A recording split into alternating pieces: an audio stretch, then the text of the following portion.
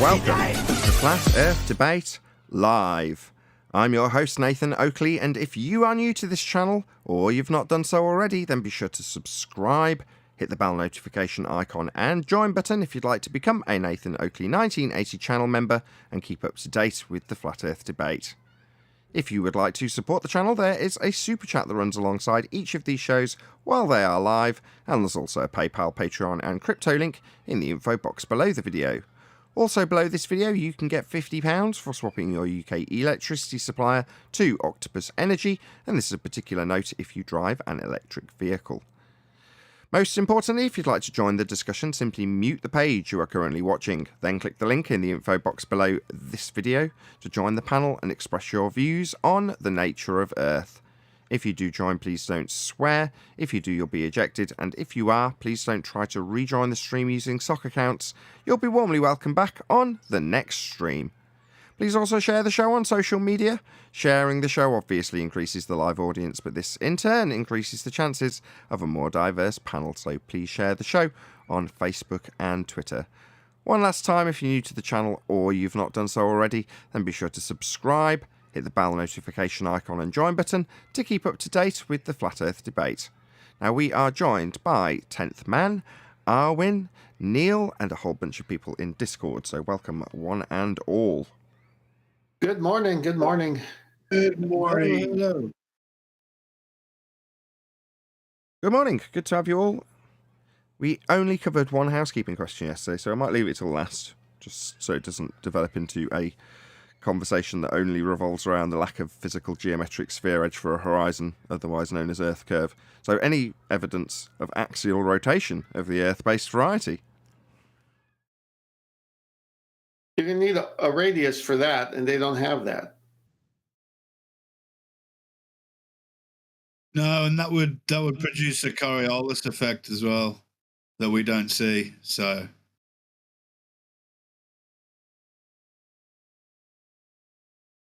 Indeed. There is no Coriolis deflection to observe, and their claim is that we observe Coriolis deflection because we're on a non-inertial turning reference frame, aka a spinning Earth. Yeah, but at the same time, they backtrack from that statement when they need to. Have you noticed that? What, when we show that there is no deflection, we're not on a spinning Earth, and the effects Yes. that would be induced by us being on a spinning Earth aren't observed to anybody ever. Then they say, oh, we wouldn't expect to see that effect we claimed we'd see to prove we spin. Yeah. Anti-flat earthers will then go against their own rhetoric and tell us that we wouldn't expect to see the deflection at 15 degrees an hour that is claimed to be induced by an Earth that's spinning. We wouldn't expect to see that. And then they'll tell us, as flat earthers, why would you expect to see something that the globe Earth claims to be proving we spin when we don't see it? Well, because you say we should on a globe Earth. No, we don't, says the anti-flat earther, and so it goes on. Yeah, then they'll say, yeah, but it's in the Army manuals, and it's been written down in books that it does exist. And say, well, good, then show it to us. Well, we can't show it to you, but it does exist. Any evidence of the distance to the sun? No, you're still going to need R for that distance measurement, because they're all related to one another. The center of this mass and the center of that mass are in their world.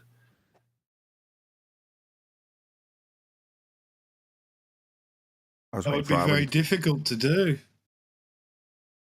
Yeah, you're not kidding. Well, you got to have an R to do it to begin with. So yeah, it's difficult to do. They can't even do it on the one we're on. So, shout out to Julio Pabon, who says no to all housekeeping questions, just in case we don't get through all of them. Thank you very much indeed. Julio, really appreciate the support. Any evidence of a self-perpetuating molten iron core at the centre of a presupposed spherical Earth?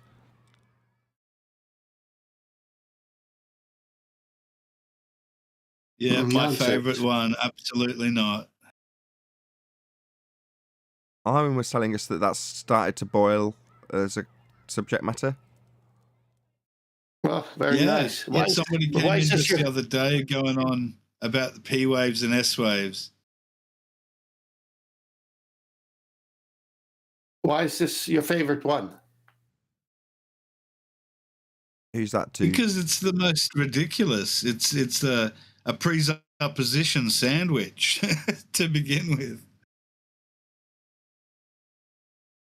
These arguments are cyclical. So they come around and around. I think after about the third time around, QE started to highlight that fact. In other words, you pummel something like the molten iron core into the incoherent oblivion it belongs, and they'll just come back 6 months later after you've stopped mentioning it and those videos have stopped being recommended. I say, like, we're going to have our videos recommended for a 6-month period. I jest. I'm lucky if my videos get prevalence for 6 hours. Anyway. Well, back in the day, I remember typing in certain words and all the relevant good channels would show up. Now, it's not the same. Yeah, what we discussed the other day about how television's been replaced by the social media, and, you know, what is the information is less important to how the information is controlled and the flow of that information. You know, so long as you've got enough people producing information, you can designate which parts of that information you want to reach an audience and which you don't. And, you know, in terms of which pipe, metaphorically, we've been funneled down in this instance, you know, we reach a nice little dead end. Never to be siphoned into many more houses. That's just one of those things, isn't it? You know, it means that as a YouTuber, I've got to work extra hard. And I'd like to think I'm as YouTubers go, a very hard-working YouTuber. But that's the way life is, isn't it? You know, which would I prefer? Would I prefer to be in the position that Flat Earth was in 2015 and 2016 and maybe a little bit of 2017, which is to say that you typed in Flat Earth, if you typed in Flat Earth debate, you would find me. Right now, no, you've got absolutely zero chance of finding me. Anything with Flat Earth in the title or tags will just immediately be censored straight to the bottom of the list. And what you'll be presented with is all the mainstream stuff, including my interview with Vice. That comes up high on the list, which isn't a bad interview. Nothing in there particularly that I would say I would want to change, other than people taking a snapshot of me rolling my eyes while I try and say sphericity. Anyway, other than that, you know, it's reasonable, but it's not mine by any stretch of the imagination. You know, it's still got their theremin in the background, woo, while I'm talking about whatever, not knowing what the sun is, I think. But in any event, you know, that's what you'll find at the top of the lists, as opposed to anything that you search in. So if you're an anti-flat earther at the moment, you get this sort of full sense of pride in terms of the work that you'll do, because it is far more prevalent if you do a search for the subject. So if you've had a tertiary interest in this subject and you type it into Google or YouTube, then, you know, you'll get presented with, at very high up the lists at least, you're anti-flat earther. Well, you know, good for you, but now I've prefaced what the alternative is. Would I rather be on the alternative side just because it's more profitable? Well, from the profitable position, yeah, I'd rather be more profitable. Who wouldn't want to be? But would I sacrifice my own morals and lie? No, I couldn't do that. And do I have to therefore suffer the consequences of knowing that, yeah, having that privilege of saying, yeah, I'm done hard, I don't lose any sleep over this, I don't feel like I'm deceiving anybody in any way, shape or form, even when I e-beg for whatever piece of equipment broken, or my projector, which is out for repair literally as we speak, things like that. Do I feel guilty about that? No, not in the slightest. Would it be easier if I was on the anti-flat earth side? Oh, absolutely. The shows would get a lot more views, therefore I'd get a lot more ad revenue, potentially a bigger audience, potentially more super chats, potentially more PayPals. You know, life would be more comfortable. But is that worth it to literally give up your sanity for? Because that's what I'd think I'd have to give up. And I watch the people around me on my anti-flat earth counterpart side of the argument doing exactly that. So it's like, yeah, they might earn a bit more money. They're better off. They're less poor than I am. But is it worth it? You know, there's more to life than money. By the way, smash the super chat. Yeah, smash the super That's chat. really true for so many people, I think. Money really is everything to a lot of people that I know in my generation, at least, and and around there, the younger ones as well, just they'll do anything for money. They really will. The shout out to Godzilla says, reportedly Nathan has a strange or weird body shape. Currently it's the #1 globe proof. I don't really know what that's all about. A few people have been calling me fat. I'm like, I haven't really changed shape very much. If anything, I've lost weight since COVID. But people are calling me fat. I think they're just trying to pull at various threads to see which one bugs me. You're like, okay, whatever. Keep tugging at that string if you like. All we ever see is your head. I was going to suggest that you move the camera away a little bit so we can see a little bit more in your big head. Move it away so you can see more than just my head. You can see my shoulders. What do you want? Well, that's what they're talking about. I'll ask my about wife. Your big fat globe head. Been a while since I set this up. I'll get my wife to assess it. I'll say, there you go. Here's my camera angle. Does this make me look fat? Because I really care. What nonsense.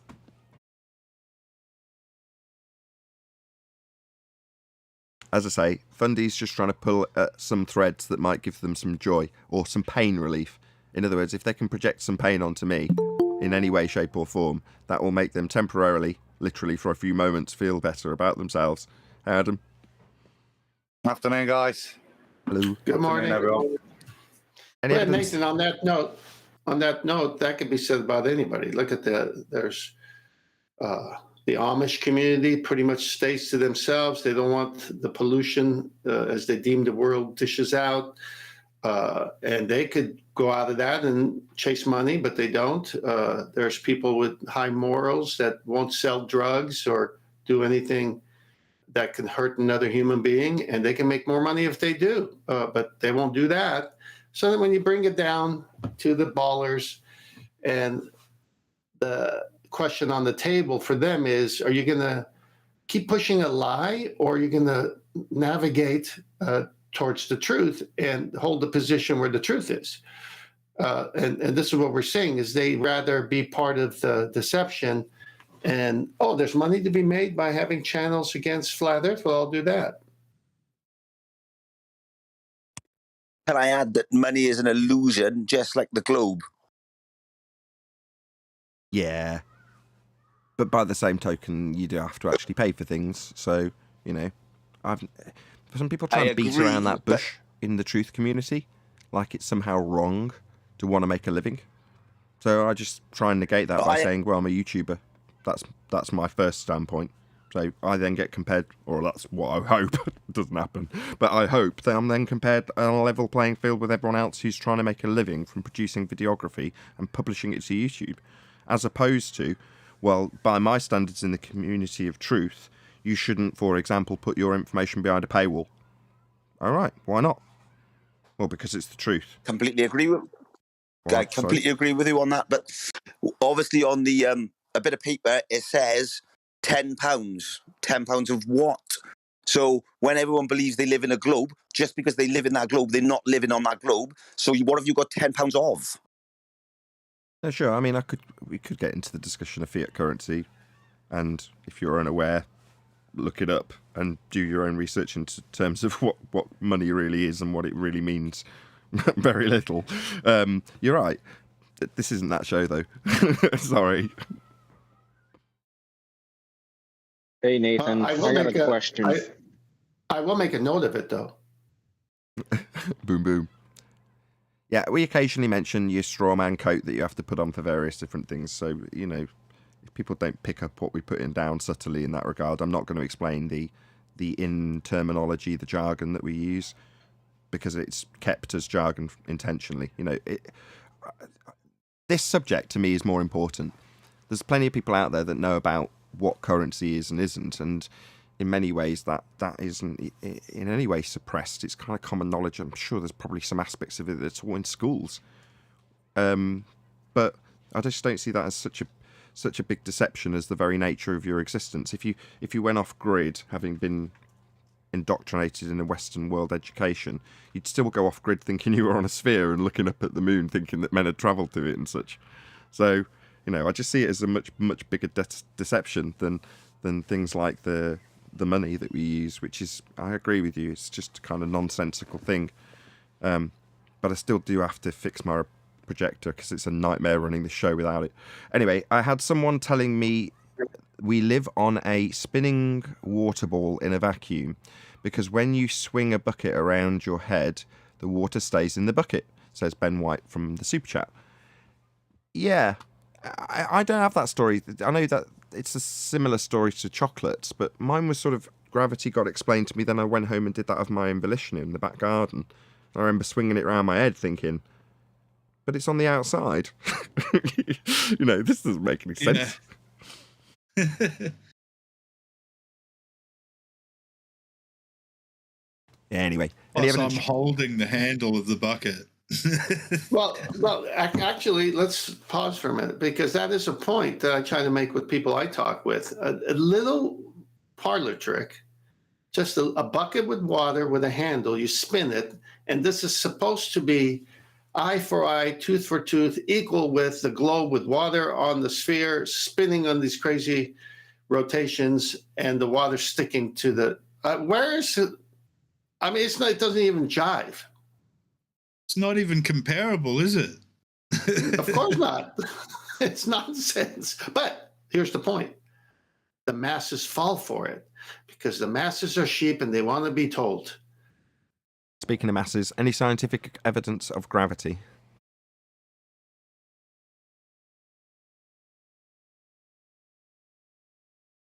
In the math? Try that again. Scientific. Any scientific evidence of gravity? Good point. Nothing. No scientific. Hasn't been through the method. They keep changing it. It's being changed as we speak.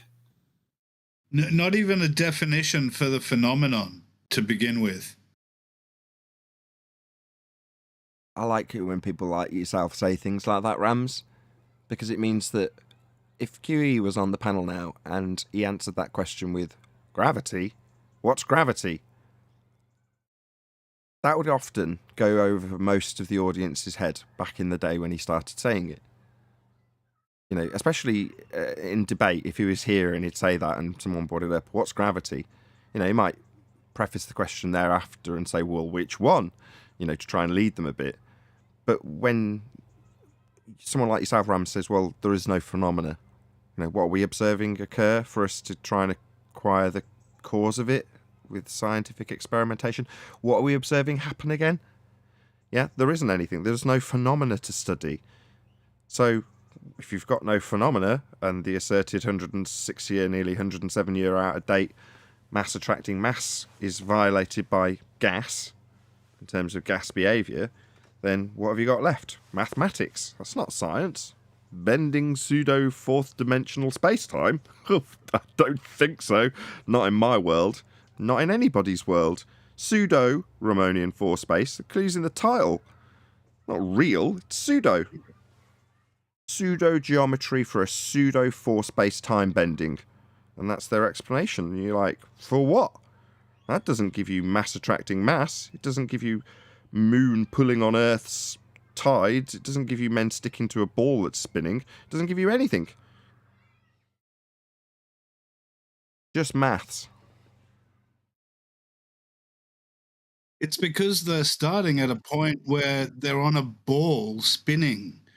And for that to happen, there must be some sort of force to keep everything from dispersing. And so they're working backwards from that assumption. Yep. It's a band-aid for a reification that's failed.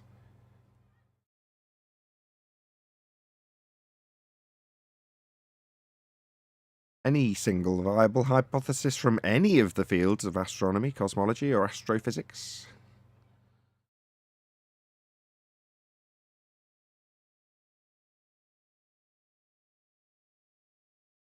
It's sort of a trick question, isn't it? Because it's not possible. Or no, is it? It is possible. The reason it wasn't any scientific evidence from any of the fields of astronomy, cosmology, or astrophysics is because they've got phenomena coming out of their eyeballs, right? They've got so much phenomena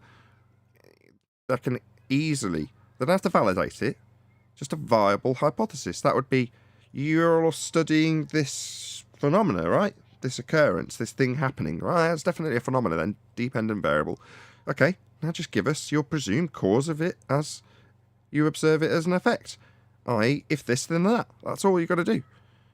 Doesn't even have to be viable. You need to identify the answer to the what is question before you can go into cause and effect of what that what is doing? That's not my problem. What is that phenomena we're studying is a bit like, when you come to describe things with natural law. Well, you can be beautifully eloquent in your description of the thing that's occurring, and pretty much that's what they do, but turn it into an explanation, like they're just so sure about what's occurring, and then an ascribed cause, we'll say gravity in this example, is somehow the cause of a phenomena that they don't even know how it or why or what it is in the first instance. But in this instance, all we're asking for is a viable hypothesis. That is to say, you can tell us what the phenomena is. That's fine, you've got plenty of those. Now just give us science for it in the form of a viable hypothesis. Not validated, viable. That would be, if something you assume causes the thing you've studied, then it will cause that effect and the null. If the thing I think will cause the effect I'm studying, then no effect. That's all they've got to do. It should be easy. But isn't it one of those things that it's impossible to manipulate? No, I'm not asking. They've got to satisfy the criteria for an independent variable in the first instance. Now, okay, I'll pepper it because you're pushing me to. That's fine. Well, what is an independent variable? Well, it's got to be real. Yeah? It's got to be your presumed cause of the effect. And it's got to be capable of being varied and manipulated by the researcher. Now, if you satisfy all three criteria, then it's a viable independent variable.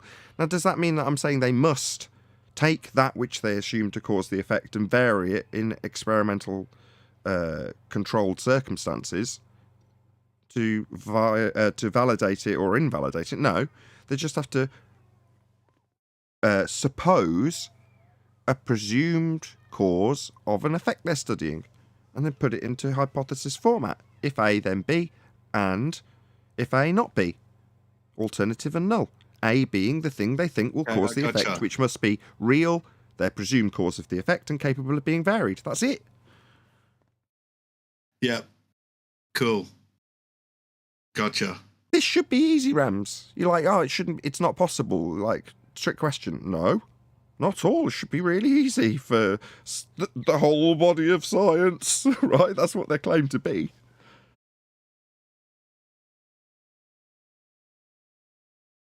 So the whole body of science has no viable hypotheses. That's the conclusion.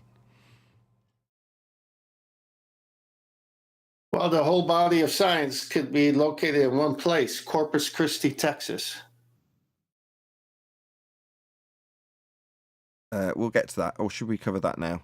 Any evidence of physical geometric sphere-edge horizon, formerly known as curve of the Earth? Black Swan. On screen for my audience's pleasure, Bo, otherwise known as BLMSB69 YouTuber. Check his channel out. Subscribe today. This is Corpus. Is it Corpus Christi? What's it? How do you say it? No, I was making a pun about corpse. Corpus Christi. I was going to say Anacapa, arch, and rock. He threw me completely then. Sorry. Okay, so on the left you can see the image that's been taken at 31.82 miles distance at an 85 feet elevation, and you can see a more detailed close-up shot of what's being referenced, putting the horizon in excess of the geometric limitation of an Earth sphere radius 3959. Earth's not a sphere, the horizon's not Earth curve. We don't live on a sphere. It's just that simple. Yeah, that needs changing. I've just emailed Mitchell. He asked me to do the maths yesterday, but he said a 1.5 foot observer height, so I need to redo the maths because it's saying on this like 85 foot. I'm going to shrink the radius a fair bit. Yeah, fair enough. There's been some mathematical errors before we've even got started. go on to the next one, Nate. I don't know whether Mitchell's done it himself, because he's amended the number. But I've just it's the one that's got 700,000 R. Which is a lot more reasonable, isn't it, from 85 foot? Was the 85 foot the height of the rock? Don't know. This is what I'm not sure. So this is what I want to ask him, because the numbers he sent me was 1.5 foot elevation. So I did the maths on 1.5 foot off the ground and 30 miles. I saw the video that BLMSB did. He was 1.5 foot. He put it on his own video. So his shot of it is from 1.5 foot. So that 85 has to refer to that rock cropping being 85 feet. Yeah, that's fine then. I don't know. Yeah, it must mean 85 foot high elevation is the rock as opposed to, the observer height. Cool, well, that's fine then. The maths is right. I'll take it all back. Okay, fine. I'll just do a couple of quick shout outs. Al Junkie says, gems inside my ear. No, they don't live on a lobe. Okay, thank you very much for the super chat. Really appreciate the support. Also, Godzilla. If you spin a gas giant, in quotes, on a rope in the middle of the near perfect vacuum. What near perfect vacuum? Sorry, I won't. I'll start that again because I'm interjecting in your super chat, Godzilla. Let's try that again. If you spin a, quote, gas giant, end quote, on a rope in the middle of a near perfect vacuum and you can still see Saturn at night, then debate over. Globy logic. Okay, thank you very much indeed for the super chat. That's a great play on the bucket. Oh, there's another super chat come through just before I go to the next housekeeping question. So, Justice Bernal, have I said that correctly? Hopefully so. Anyone seen BLMSB69 new Black Swan video? Can you provide a simple explanation? Yeah, we have. We've got modus tollens. Maybe that's referred to the globers, as in, can the globers explain away this? Yeah, they can say refraction, and upon doing so, they invalidate the geometry of an Earth sphere because you can no longer acquire the radius by way of a dip angle measurement to that geometric limitation formerly known as Earth curve. So their rebuttal would be refraction, and that annihilates their own globe faith. Thank you very much indeed for the super chat, Justice.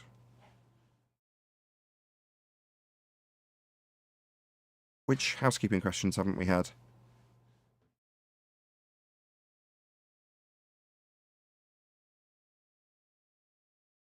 Well, you started with saving R for last, so No, I was intending to save the physical geometric sphere edge, formerly known as Earth's curvature, but then there was a little bit of a blip in between as we didn't know if there was a 1.5 feet observer height or an 85 feet elevation as noted. But there we go. So it seems like it's all good now. Any evidence of the R value, Earth radius?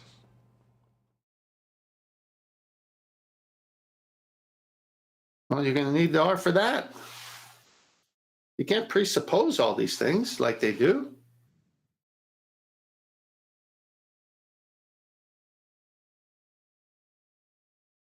They can't calculate it without presupposing it. Yeah, calculations exist in the math, that's fine. But if you're going to say it's the reality we live on, then the black swan could never exist.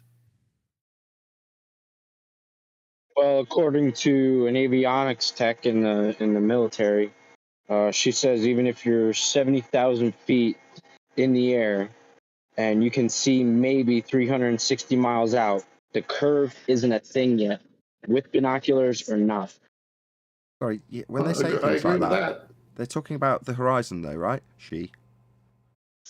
Yes. The horizon's not Earth curve. We've debunked that. So if they're going to say, oh, if you go up really high, you won't see the horizon bending as Earth curve yet. So you're not high enough. The horizon's not Earth curve. What do you mean you're never going to see it? We'll see the horizon at a high altitude. It just isn't Earth curve. We've debunked it. This was something that Righteous Force had the penny drop about a month ago. I was like, yeah, Black Swan. He was like, hold on. Does the Black Swan apply to the horizon at high altitude? I'm like, it's just the horizon. Doesn't matter where, at what height they say it's Earth curve. Doesn't matter if they say you won't see it bending at high altitude in this case. See what bending? The horizon? That's not Earth curve, love. They're not getting it. We need to put out a paper or something. Yeah. If the Earth was a sphere with a radius of 3959 miles, then every distance to horizon could be no more than 1.2 times the square root of the observer's height in feet. What's that assertion? Well, it's the assertion of Earth curve, the Earth curve mathematics based on R. And where have you got the R from? Well, by measuring the dip angle to the physical geometric sphere edge horizon that's claimed to be falling away from your position 8 inches per mile squared, and a limitation to your view that obscures things in the distance. That's your Earth curve horizon, and every distance to it can be no more than 1.2 times the square root of the observer's height feet. That's your Earth curve geometry. Now, the moment we show, and we do, that it's beyond the limitations of a sphere Earth radius 3959, then the horizon is not Earth curve. It's beyond the geometric limitations. You can't just refract it. It's a geometric assertion, a physical limitation to your view. Now, if you refract it in response to the black swan argument modus tollens, I'll repeat it. If Earth was a sphere radius 3959, then every distance to horizon could be no more than 1.2 times the square root of the observer's height in feet, and the black swan shows the horizon beyond the geometric limitations of a sphere radius 3959. Therefore, the horizon is not Earth curve, and the Earth is not a sphere. If your response is, well, refraction, well, then you can no longer derive the geometry because it can't be acquired if the horizon is refracted. It's no longer geometric and can no longer be utilised to acquire a geometric value of R. That would be Earth radius. So it debunks their own assertion in the first instance because they can no longer measure Earth as a sphere because they're saying we don't have the geometry, we don't see the geometry, it's refracted. So therefore you can't see the geometry, we don't have the geometry, it can't be measured. That would be Earth curve, cannot be seen, doesn't exist beyond the maths, and cannot be measured. We can't see or measure Earth curve, is their response. Refraction. Alright, game over, globe. You need to be able to measure the R value to refract it in the first place, because your refraction on a globe is based on R. 7/6 of the radius in standard form terrestrial refraction. So to say the horizon's refracted, you're going to need R. And you're debunking your capability of acquiring it if you say the horizon's no longer in a geometric location. There's the full argument, black swan, top to bottom, including anti-flat earth responses. I thank you. Right. She was wrong, even if... Correct. She was wrong even if she was basing it off of her heliocentric model, because there would be roughly about 11 miles of curve at that height and at that distance. So she was wrong as in a whole. Yeah, but that's the point of that argument. No, It's you been still like structured in that. such a manner that you will argue about whether or not the horizon in this example, which is assumed on both sides to be Earth curve, is or isn't bending. So during this argument where you say, well, you're wrong even based on your own heliocentric assumption, because at that altitude you've got 11 miles of curvature, what is the curvature that you're saying you would have if their model was correct? It's the horizon. But the horizon isn't Earth curve. So don't lead with, well, you're wrong in terms of your own model and your own understanding of the model, even though you're correct. You're right, she's not falling in line with globe rhetoric. But all that means is she's an anti-flat earther then. Yeah? But your horizon's still not Earth curve, pretty much. anti-flat earther. Pretty much. Did we cover gas pressure without a container? I did mutter it through at some stage.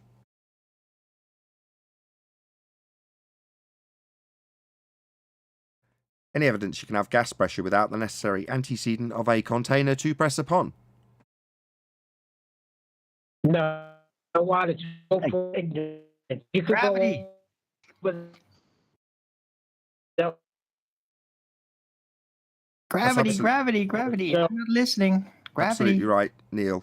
Profound. Columns of air. Yeah, it Oh doesn't yeah, form columns of air. You don't have columns of air.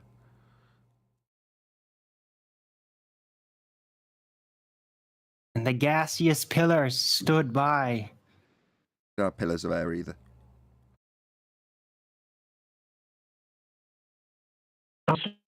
You know, The gas particles run out of energy and fall down. Not unless Right. they reach They absolute freeze zero. up and then they become heavy again and fall down. Heavy would be a downward vector ascribed with the heliocentric gravity. Gas doesn't go down, go boom boom. It doesn't reach absolute zero and run out of energy.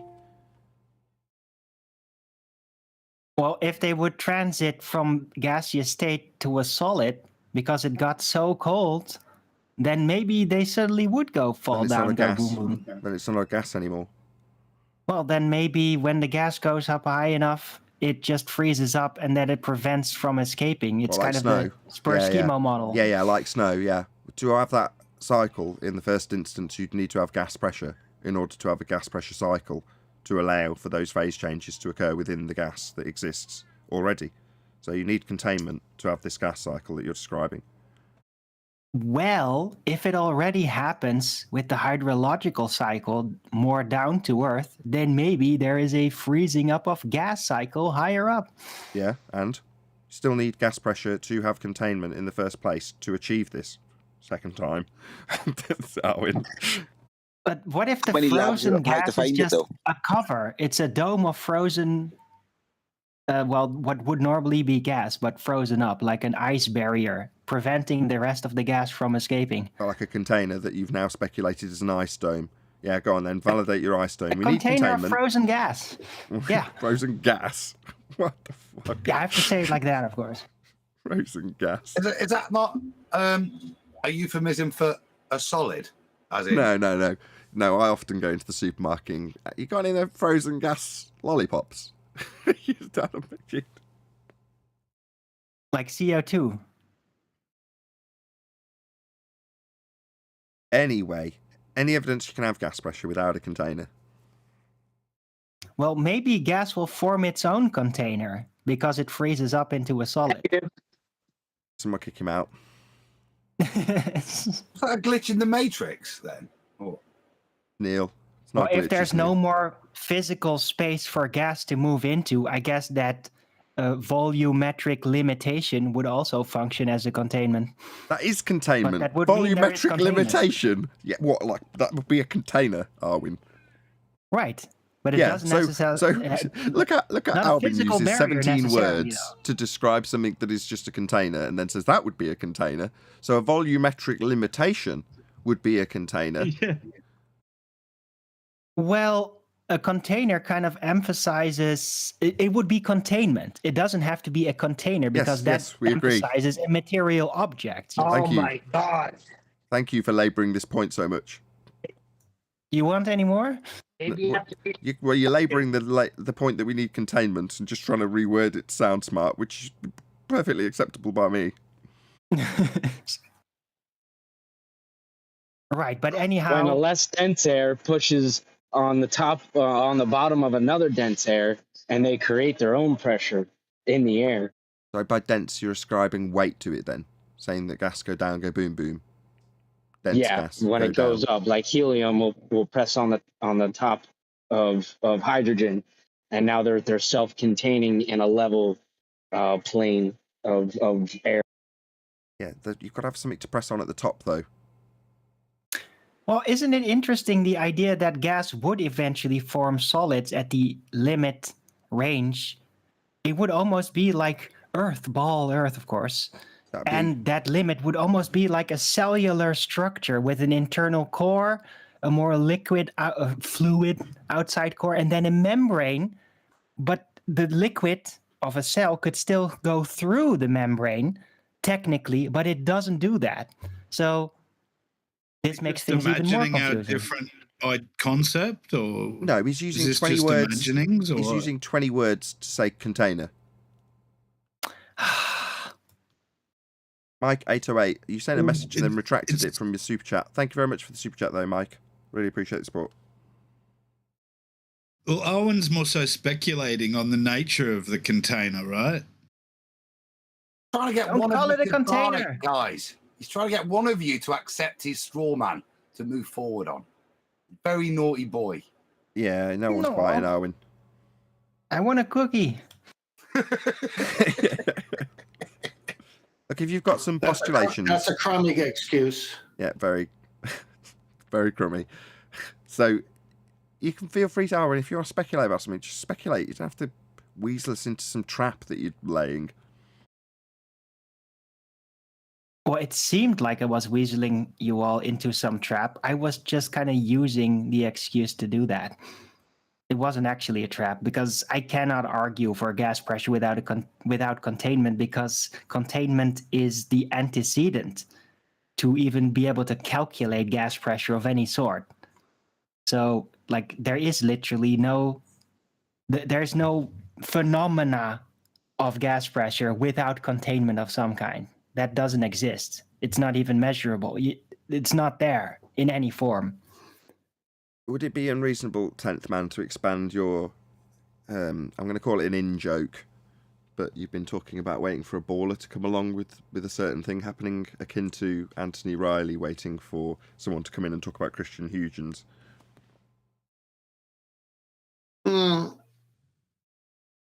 Elaborate a little bit. That was very high-pitched. Okay, well, let's do a quick straw poll. Guys in Discord, do you vaguely recall 10th man saying, "Oh, I've got some dynamite that I'm just sitting on, waiting for the right person to come along," in regards to the sextant? Do any of you recall that? I remember that, yeah. Just you? Yeah, that's enough elaboration. Has he arrived, this person, or she? No, I don't think so. Nah. Which person would that be? Morgal contacted me this morning. Oh, cool. He said, just send me the link.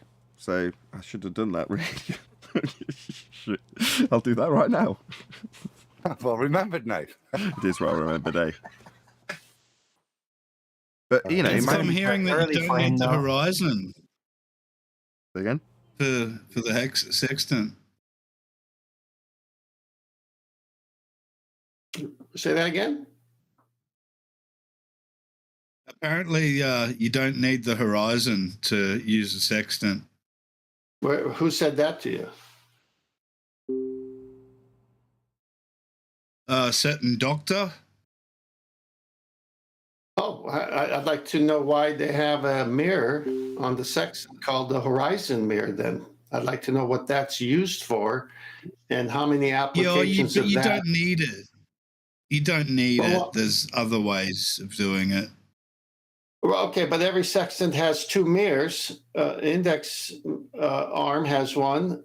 That's to bring the luminary down to the horizon mirror.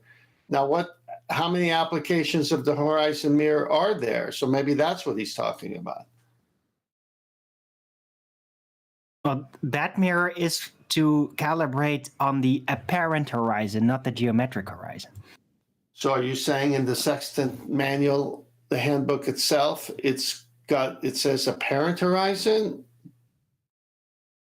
Well, no, it wouldn't have to incorporate all that because that's so technical, right? That would only make things more confusing. Oh, I see. So they just went with the natural horizon, and the dip correction is your height above the sea level.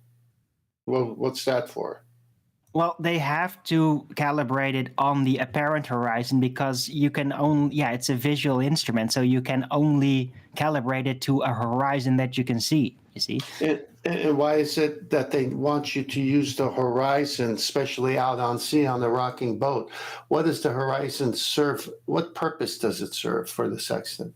Because it presupposes R, just like terrestrial refraction? No, level, flat baseline. Thank you. But it's R-based, though. It incorporates terrestrial refraction, but you don't need to take that into account. Base of a triangle's flat and straight, right, Arwin? That depends on if you're using geodesics or not. We're not using geodesics, we're using a triangle. Okay. So, the lines on a triangle, you'll agree, are all straight. I don't know what I was trying. I'm out of it. Just, where I'm leading you is, you said you need an R value. Well, in terms of a triangle, name one of the lines on a triangle that requires an R value. Well, the letter R does have two parts of a triangle. Radius value for one of the straight lines on a triangle, Arwin. Well, the letter R also has half a circle. Interestingly enough. No, not the geometry of the lettering. We're not having. This isn't calligraphy debate. Oh, sorry, I didn't realize that.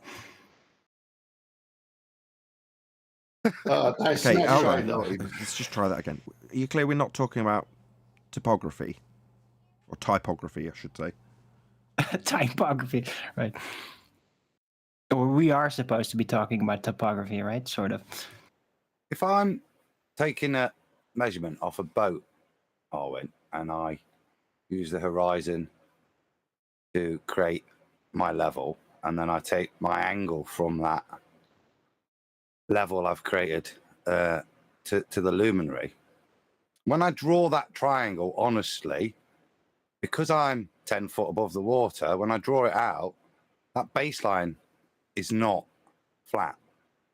And therefore, the angle from me to the GP of the start is not 90 degrees. So what the dip angle correction does is take your height above the water and adjust it so that it brings you down to the level of the water, making that angle now a 90 degree to allow the geometry to take place, the geometric calculation to take place from that point on. That's the purpose of the dip angle. Right. So it is like the perfect adaptation to terrestrial refraction, right? No, it's got nothing to do with refraction. What the hell are you doing? Ruined a perfectly good summary. That was so concise from Adam. No, but it's actually using the water as flat. It's still flat. I'm just trying to do what Baldwin does. Take a break, have a cookie, sip some tea. Oh, I'm actually having a pizza right now. Well, wonderful. Have a slice on me. The point directly overhead is the zenith. The angle between lines drawn to horizon and zenith is 90 degree, or a right angle. This is from the navigation book by Harold Jacobi. The point that everyone needs to realize is when they first came on, and their first rebuttal was, don't say 90. Eli reported that to us on the other channels. Don't say 90. Well, I'm sorry, but even in your own book, you need a zenith. And the zenith is directly above you, that plumb line, that's your GP. And the baseline is to the horizon. So you got a zenith from your position and the baseline to the GP of the sun. And the sun's got a zenith position, a plumb line, and its own GP, a vertical, meeting the earth, the water at some point. And that baseline is leading to you, the observer, so that you can calculate and through the measurement through degrees and where you are in relationship to where the sun is at that point. It's all right angles. The whole navigation is based on right angles. The zenith of the star, the zenith of the observer, the angles in between. That all requires a baseline. And it all has to be flat. That's why Adam said eloquently, you minus how high you're above the ocean so that you can create this right angle, a right angle from you to the GP of the sun, a right angle from the sun to you as well. That's how you get the co-altitude. Well, when Bob said that you don't need the horizon, he was technically correct. You just need a straight, flat horizontal, and your height above the sea level. What Bob said was in relationship to what the sextant is used when you can't see the natural horizon. They go to an artificial horizon, and the artificial horizon allows you to have the same readings. So the point is, there's times where it's foggy, you just can't see the horizon. But if you're going to use the natural horizon, you have to take dip correction. If you use an artificial horizon, there is no dip correction, but you're limited to half the angle of your instrument. So if you got a sextant that does 140, then you can only measure up to 70 degrees. If it's 120, up to 60. So it's just another way of showing how it really is without using the natural horizon when it can't be derived because of weather. Right. So, see, you don't necessarily need the geometric horizon to use the sextant. You can just use the apparent horizon. No, you're never using you're missing his a point. geometric horizon. I know I am. I'm just... I know. That's why I'm biting. Grill me already. Take a break. It's nothing to do with a geometric horizon. The purpose of the horizon, if you're using it, i.e. you're not using an artificial horizon, is to establish a straight baseline. That's all you're doing with it. Nothing to do with the geometry of the horizon, and everything to do with the geometry of a straight line.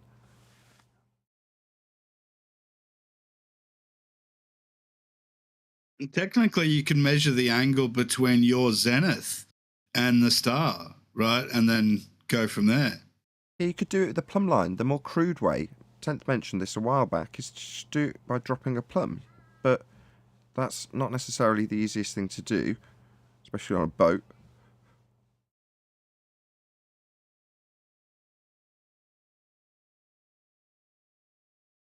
The sextant is a glorified protractor. You can tie a string to a protractor and put a weight on it, and you could turn that protractor, you have to stay within the limits of what the tool can do. But the tool cannot measure on a curved surface. That's all you need to know to win the argument. The tool doesn't work on their globe. But yeah, that's what Bob, when Bob, terrestrial refraction. Hold on, Owen. Go ahead, John. When Bob come in and said that about not needing the horizon, right? He was admitting that he needed a straight line because he was using an artificial line to establish a horizontal, a flat line, straight line. But he just never acknowledged it and assumed a sphere anyway, is what I was saying. Well, I recall he didn't tell us from the beginning that he was using an artificial horizon. He wanted to say, "Oh well, I don't need dip. I don't need the horizon," referencing the natural true horizon, and I don't need dip correction. Well, that's when I caught what he was doing. So what are you doing this on, basically? Well, I use the artificial horizon. Then I chided him. I said, why did you say that from the beginning? Because your language doesn't match when you're actually using the real horizon. You do need dip. But when you go to the artificial horizon, your sextant is limited to half the angle because you're doing it in a different way, but you still have to point your horizon mirror on the sextant to the artificial horizon, which has to be flat. Can I make that's what I just said. Yeah, that's what I just said. He's agreeing. Okay. Can I make my final rebuttal as Baldwin? Yeah, go ahead. So yeah, you're right. You need a straight line, or you need an apparent straight line, right? It could in reality be a spherical curve you're looking at, but terrestrial refraction will make it seem flat, and a seemingly flat straight line is all you really need. The new one on me. What the hell is apparent straight line? Apparently straight. So what? Appearing completely straight, but isn't? Yes, because of terrestrial refraction. Well then, by definition in your description, the then isn't bit just means it isn't straight. And it must be. Well, this sort of goes to where Bob ended up, where he was saying, well, how far off would I be if I was on a ball? How far off would I expect to be on a ball? It doesn't work like that. It just can't be done. As soon as you take a circle of equal altitude to each of the GPs of the star, it's not about being inaccurate. Every principle that's being employed requires a straight baseline. So when they say, well, how much am I off by? Well, it could be off by such a fundamental amount that it's round the other, 90 degrees around a sphere. When you're talking about tens of thousands of miles of area, when you're calculating your position with 3 stars, that is such a vast expanse of flat. But you're kind of asking a question that sort of whistle past the graveyard. To do this in the first place, you're measuring an angle. That's 2 straight lines. One pointing at the star. Now, if that's over a piece of ground that's 2,000 miles away from your position, you're making a triangle from your feet to the ground that is below the star. Well, to make a triangle, it's got straight lines. So when you're like, well, how much would it be off by? Off by? No, you just wouldn't be taking an angle measurement. You just wouldn't be doing this. Now, their response to that is, well, we don't. We have the sextant at the centre of the presupposed spherical Earth to do this, obviously, and the stars are infinite distance, and we just assume that when we're doing it on the surface, that's kind of the same as dropping it because of all the above reasons. You're like, well, when we do it, we just measure a straight line because we're just measuring a triangle. There's no presupposition required. In fact, you have to assume you're getting a straight line to the GP of the star because that is what you're actually doing. So it's game over the moment they say, well, how much would be out by? You wouldn't be getting an angle. You wouldn't be using this tool. It wouldn't work. It can't work. It doesn't measure angles from curves. The principle fails immediately the moment they say they're on a sphere with a sextant. Yes, it's a precise instrument, and there's going to be error inherent to the instrument to begin with. This is why when you study it, and it won't take long, just do a few YouTube searches, you have to make sure the index arm is at 0. The factory sends it to you with a certificate, and it tells you how the factory set it. Now, it's not always perfect. It could be a minute off or whatever. And so when you do it, you have to find out if you're going to be plus or minus off on the index arm of error. And then it tells you in your final calculations, if you know you're +2 off, then you got to do this. If you know you're -2 off, you got to do this in order to get it back to 0 because you're using a tool that's not quite calibrated to 0 when you used it. That's number one. Number two, you have to turn the sextant sideways and adjust the 2 mirrors for perpendicularity. You've got to do that. Everything, and the plastic sextants have to be checked often, like every time, whereas the metal sextants that won't bend or warp due to heat as much as the plastic ones. That's why they come in the box. It's great taking care of them, putting them in. They got 2 pegs that go inside the box so it can't be jarred in the ocean. Everything about this tool is, in a sense, very, you got to treat it with kid gloves and make sure all of those pre-things are done. And then when you do it, then you go to the book and follow the address book of the GP of all the stars that you're shooting. So that's how they can get it to within a half a mile to a mile, because how important it is to dial this baby in at the beginning and get everything right. So there's more to this than just picking up something and aiming.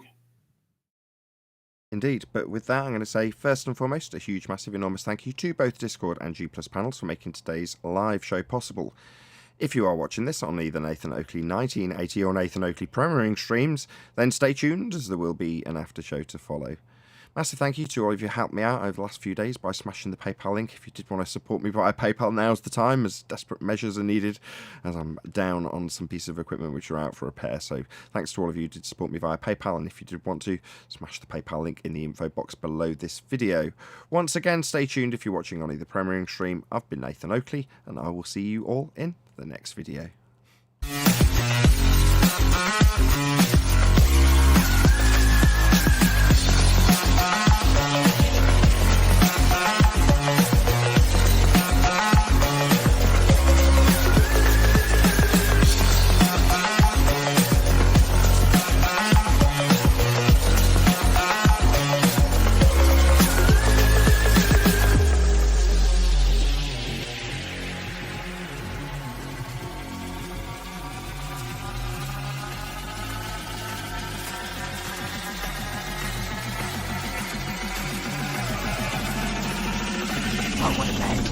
What a lovely day!